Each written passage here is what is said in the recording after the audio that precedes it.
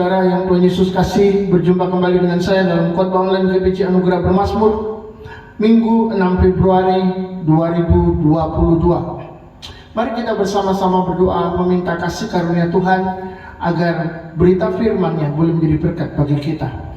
Tuhan Yesus yang mengasihi kami bersyukur dan berterima kasih untuk segala kebaikan dan cinta yang sudah Kau berikan, tanamkan di dalam hati kami.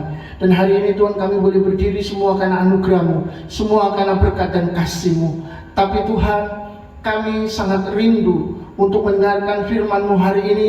Kami ingin menjadi orang-orang yang lapar dan haus akan kebenaran, sehingga hidup kami boleh dipuaskan, bukan oleh dunia ini, tapi dipuaskan oleh firman-Mu yang memberkati seluruh hidup kami, mengubah hidup kami. Oleh sebab itu hari ini Roh Kudus, kami merindukan Engkau untuk menolong kami mengerti atas setiap makna firman Tuhan yang akan kami dengarkan hari ini. Dan kami membutuhkan darah Yesus untuk menyucikan pikiran, hati, dan hidup kami, sehingga kami boleh dilahirkan untuk mendengar berita firman-Mu. Terima kasih Bapa, kami mengucap syukur kepada-Mu di dalam nama Yesus. Haleluya, amin. Puji Tuhan, saudara-saudara, kiranya berkat, kasih dan anugerah-Nya boleh senantiasa menjadi milik saudara dimanapun saudara berada. Hari ini saya mau sampaikan satu tema, yakni penebusan yang mengubah segalanya.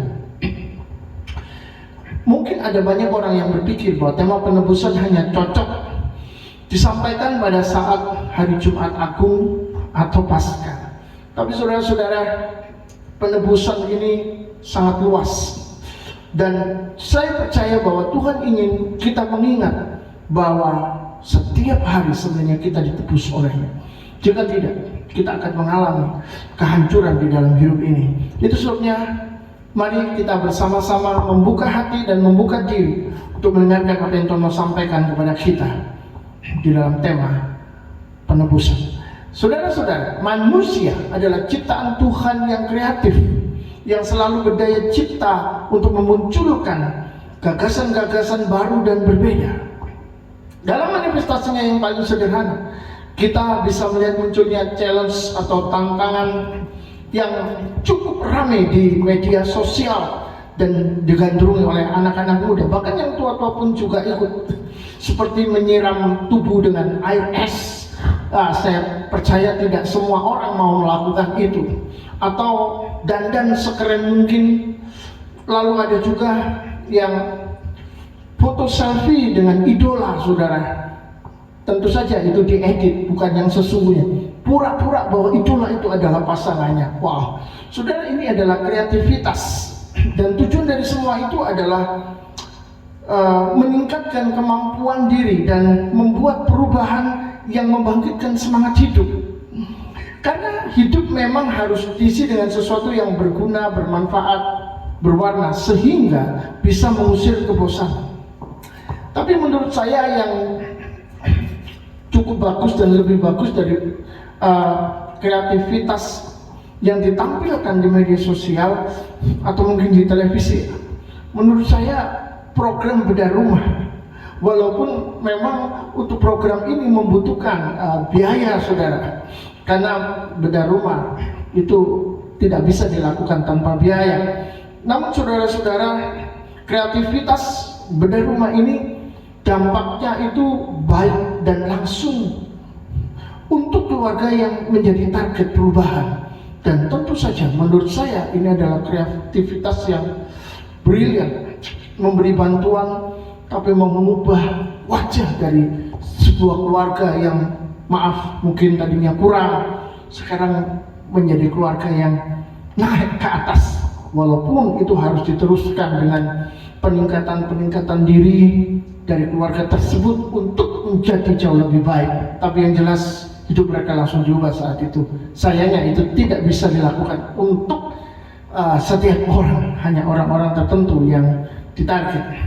Tapi pada akhirnya kita melihat bahwa manusia secara dasar selalu ingin sebuah perubahan hidup, betul? Dan Tuhan, Sang Maestro yang menciptakan harmoni kehidupan, mengatur sedemikian rupa agar nada-nada kehidupan itu dapat ditampilkan di dalam konser kehidupan dan banyak orang dapat melihat dan menikmatinya. Kita percaya bahwa segala sesuatu ada di dalam perencanaan Tuhan, ada di dalam pengaturan Tuhan yang sempurna. Mari kita lihat kisah Naomi yang setelah meninggalkan tanah Bethlehem karena kelaparan di negeri Israel, lalu pindah ke negeri Moab yang menurut keluarga ini jauh lebih baik dari negaranya yang sedang kelaparan, dan mereka akan mendapat materi yang lebih di sana. Mereka tidak kurang makan di sana. Tetapi saudara-saudara, yang mengenaskan adalah setelah mereka ada di sana, keluarganya malah hilang karena terjadi kematian. Dan tentu saja ini adalah kisah yang sangat mengenaskan, tapi di dalamnya Tuhan menuangkan keharuman dan keindahan yang dapat dinikmati, karena Dia memang Allah yang besar. Keadaan hancur seperti apapun dapat Tuhan ubah menjadi baik, bahkan lebih baik dari semula. Mari kita lihat di dalam kitab Rut pasal 4 ayat 9, 10, 13 dan 17. Ada 4 ayat. Saya akan bacakan.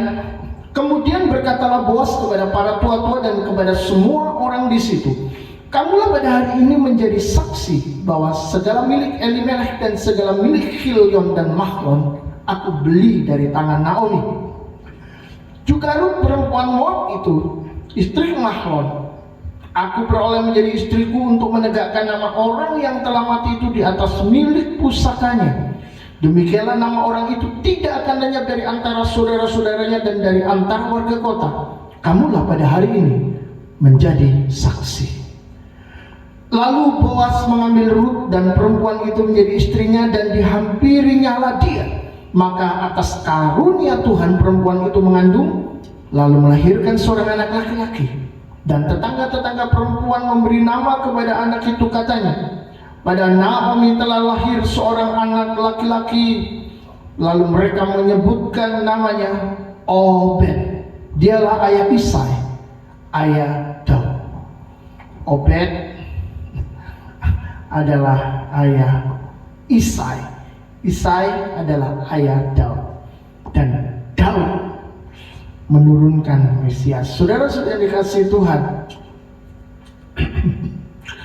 semua ini bermula dari keluarga Elimelech yang tadi kita katakan pindah dari Bethlehem ke Moab karena terjadi kelaparan di sana. Tetapi itu tidak membawa keberuntungan, karena Elimelech dan dua putranya Mahlon, Chilion meninggal dunia, sehingga tinggallah janda-janda di sana. Si mertua yang bernama Naomi dan si menantu yang bernama Orpa dan Rut. Pada akhirnya Orpa kembali ke bangsanya. Rut mengikuti Naomi sampai ke Bethlehem, karena di Bethlehem adalah musim menuai jelai, dan itu berarti kelaparan sudah tidak ada lagi. Dan saudara-saudara dikasihi Tuhan, di sanalah kita akan mencoba belajar untuk melihat lebih dalam lagi. Tentu membaca kisah ini seperti sebuah drama kehidupan, tapi sebenarnya ini adalah sebuah kisah nyata yang diceritakan apa adanya, dan justru di sana kita bisa melihat karya Tuhan yang ajaib dan luar biasa. Kita tidak membahas lagi soal kisah awal keluarga tersebut, saudara, karena sudah pernah saya sampaikan di khotbah online yang sebelumnya, tanggal 8 November 2020, dengan judul Bijak di Masa Sulit. Saudara mungkin bisa membuka di channel YouTube Yeremia Alfius, dan nanti bisa dicari di sana kalau masih ingin mendengar. Tapi saudara-saudara, kita akan lanjutkan. Kalau kita melihat dari sisi lain yang Alkitab tampilkan sebagai waktu Tuhan, maka kita tahu bahwa Tuhan memulihkan keluarga ini secara penuh. Setelah Naomi si baik kembali ke Bethlehem, segala sesuatunya diubahkan. Saudara, hanya satu menantunya yang mengikutinya dan menjadikan Tuhan dan bangsanya sebagai Tuhan dan bangsanya juga. Tuhan dan bangsa Naomi sekarang menjadi Tuhan dan bangsanya Rut. Rut adalah menantu idaman, dia sangat setia. Namun kali ini Rut menyerahkan dirinya terhisap menjadi bangsa dan umat pilihan Allah, yaitu Israel. Dengan demikian Rut berganti kepercayaan kepada Yahweh sebagai Tuhannya dan bukan kepada dewa-dewa yang dulu dipercayainya. Maka saudara-saudara, Boas, kerabat Naomi, tentu saja akan melakukan kewajiban menebus sesuai dengan adat Yahudi pada waktu itu, dengan jalan membeli semua tanah Naomi dan mengambil Rut sebagai istrinya untuk menegakkan nama Mahlon, suami Rut yang telah mati, seperti kebiasaan di Israel. Mari kita lihat di dalam kitab Ulangan 25 ayat 5 dan 6. Apabila orang-orang yang bersaudara tinggal bersama-sama dan seorang daripada mereka mati dengan tidak meninggalkan anak laki-laki, maka janganlah istri orang yang mati itu kawin dengan orang di luar lingkungan keluarganya. Saudara suaminya haruslah menghampiri dia dan mengambil dia menjadi istrinya, dan dengan demikian melakukan kewajiban perkawinan ipar. Maka anak sulung yang nanti dilahirkan perempuan itu haruslah dianggap sebagai anak saudara yang sudah mati itu, supaya nama itu jangan terhapus dari antara orang Israel. Jadi artinya anak Boas nantinya akan dianggap sebagai anak Mahlon, sehingga nama Mahlon akan terus ditegakkan dan tidak terputus dari keluarga. Saudara, Boas adalah laki-laki tua tapi sangat kaya raya dan masih keluarga Naomi, sehingga dia memang punya kewajiban perkawinan ipar. Namun pertemuan Boas dengan Rut itu bukanlah sesuatu yang disengaja. Kita melihat bahwa Rut tidak mengenal Boas, Boas tidak mengenal Rut. Bahkan Naomi tidak tahu kalau Rut ternyata mengikuti pekerja-pekerja Boas untuk mengambil bulir-bulir gandum yang jatuh. Jadi saudara, semuanya terjadi secara alami, dan cerita itu terus bergulir menunjukkan bahwa ada karya Tuhan, ada tangan Tuhan yang mempertemukan Rut dengan Boas, sampai akhirnya terjadilah penebusan antara Boas dan keluarga Elimelek. Jadi saudara-saudara, Boas akhirnya menebus keluarga Elimelek dan menjadikan Rut istrinya, dan dengan demikian dia menegakkan nama Mahlon sehingga keturunannya tidak terputus dari keluarganya. Yang jelas yang terjadi setelah penebusan tersebut, yang pertama adalah status keluarga Elimelek bisa tetap eksis, tidak hilang, tidak berhenti. Ini bicara tentang kehidupan kembali. Ini adalah soal kehidupan kembali. Yang kedua, saudara, Rut tidak sendirian dan tidak terlantar lagi, karena ada Boas, suami yang mengembangkan sayap untuk melindunginya. Dan ini berbicara tentang pemeliharaan hidup. Yang ketiga, saudara, kehidupan Rut ceria kembali. Dia tidak muram, dia bisa menikmati kekayaan Boas. Rut bahagia, dan ini bicara soal jaminan hidup kekal. Saudara-saudara, dari kejadian yang lahiriah ini, saya melihat bahwa kisah penebusan ini berkaitan dengan kisah penebusan Kristus. Kalau kita perhatikan, kita akan menemukan bahwa pasti secara sengaja Tuhan memilih keluarga Naomi yang di dalamnya ada Boas, laki-laki kaya yang akan jadi salah satu penebus. Walaupun sebenarnya ada penebus yang lain, tapi nggak mau. Akhirnya Boas yang mengambil kewajiban itu. Kenapa saudara? Kisah ini memang sengaja. Maksudnya keluarga Naomi memang sengaja dipilih Tuhan, karena penebus yang kaya itu adalah gambaran Tuhan yang kaya, yang pada akhirnya mampu menjamin kehidupan kita selamanya. Bukankah penebusan telah mengubah segala-galanya di dalam kehidupan Rut? Bahkan saudara, cerita kelam kehidupan Rut Setelah penebusan itu hilang banyak, karena sudah nggak akan diingat-ingat lagi sudah. Yang suaminya mati, iparnya mati, mertua laki-lakinya mati, itu sudah tidak diingat lagi. Bahkan Moab sudah ditinggalkan. Sekarang Rut berada di negeri yang baru, negeri Israel, yang Tuhan Allahnya adalah Yahweh. Dan saudara, dari kisah Rut kita melihat gambaran akan karya penebusan Kristus yang mengubah segala-galanya. Mari kita lihat lagi. Yang pertama, bahwa ini merupakan gambaran dari kehidupan umat tebusan yang mengalami kelahiran baru di dalam Kristus oleh pekerjaan Roh Kudus, sehingga kehidupan kita di dalam kematian diubahkan menjadi kehidupan yang baru, dan kita dapat kembali eksis, memulai kehidupan yang akan berlanjut sampai pada kekekalan. Ya, saudara-saudara, tadi kita melihat bahwa keluarga Elimelek bisa tetap eksis, dan itu kehidupan dimulai kembali. Kita pun ketika mengalami penebusan Kristus, kita mengalami kehidupan baru di dalam Dia. Yang kedua, hidup umat percaya dipelihara Tuhan, seperti Rut yang tidak sendirian lagi, tidak terlantar lagi karena ada Boaz. Di dalam Ibrani pasal 13 ayat yang kelima, firman Tuhan berkata begini: janganlah kamu menjadi hamba uang, dan cukupkanlah dirimu dengan apa yang ada padamu, karena Allah telah berfirman, aku sekali-kali tidak akan membiarkan engkau, dan aku sekali-kali tidak akan meninggalkan engkau. Sebab itu dengan yakin kita dapat berkata, Tuhan adalah penolongku, aku tidak akan takut. Apakah yang dapat dilakukan manusia terhadap aku? Saudara, setiap orang yang merasa kurang di dalam aspek kehidupannya punya alasan untuk khawatir, takut, dan cemas akan kelangsungan hidup mereka. Yang diliputi kengerian akan hidup dan merasa tidak aman, punya alasan untuk takut dan was-was.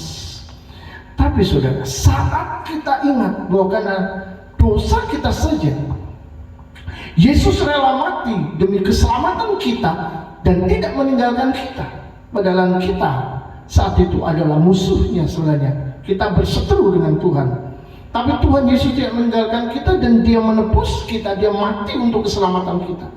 Apalagi kalau untuk memelihara kehidupan, termasuk di dalam kehidupan sendiri itu ada bahaya, ada kelaparan, kesepian, ketertolakan, ketidakamanan. Apakah Tuhan akan meninggalkan dan membiarkan kita sendirian tanpa pertolongan? Mari kita renungkan, kita pikirkan. Tuhan tidak mungkin lakukan hal itu, karena Dia waktu masih berseteru dengan kita, Dia mati untuk kita. Apalagi setelah Dia menebus kita, kita telah menjadi miliknya, Dia akan memelihara hidup kita. Itu sebabnya benarlah kata penulis kitab Ibrani di dalam ilham Roh Kudus, Tuhan adalah penolongku, aku tidak akan takut. Saudara, dalam keyakinan akan Dia, semua menjadi finish, selesai. Tuhan adalah penolong yang tidak membuat kita takut lagi. Kita sekarang bersama-sama dengan Dia, Dia ada di dalam kita. Mari kita lihat yang terakhir, yang ketiga. Seperti Rut yang menikmati rasa tenang karena jaminan hidup dari Boaz yang kaya raya, demikian kita pun menikmati rasa tenang karena jaminan hidup kekal dari Kristus. Sehingga saudara, dalam kondisi sesulit apapun, kita punya pengharapan bahwa akan datang suatu hari nanti kita akan terbebas dari semua masalah.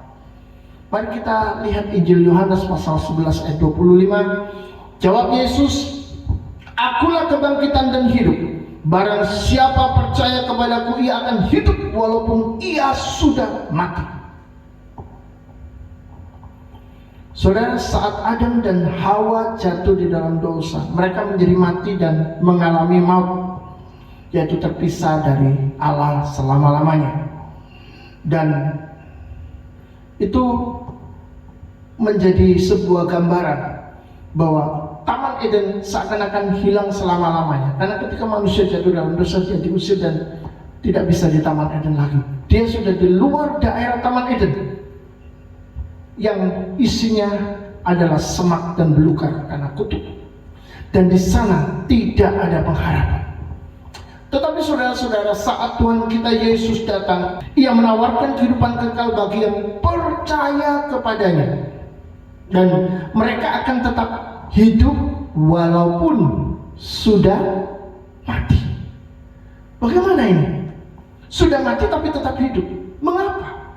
Karena di dalam Yesus tidak ada lagi kematian, tidak ada lagi maut. Yang ada adalah kehidupan kekal selama-lamanya di dalam Dia. Itu sebabnya mempercayai Yesus, kita tidak akan mengalami kematian lagi, tidak akan mengalami kebinasaan lagi.